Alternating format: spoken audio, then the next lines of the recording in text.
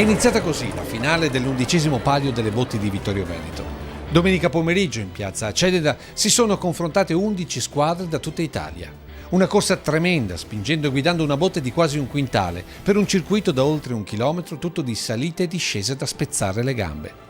E le immagini raccontano tutta la fatica di questa competizione, fatta di forza ma anche di abilità, di fortuna ma anche di complicità, con il compagno, perché ogni colpo dato con le mani male significa faticare ancora di più per rimettere la botte sulla giusta traiettoria.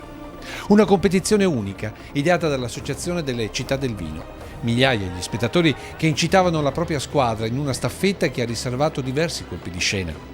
Uno spettacolo unico nel suo genere che ha visto prevalere nella sezione tra le città italiane la squadra di Maggiora, in provincia di Torino, che ha staccato a refrontolo di pochissimi secondi.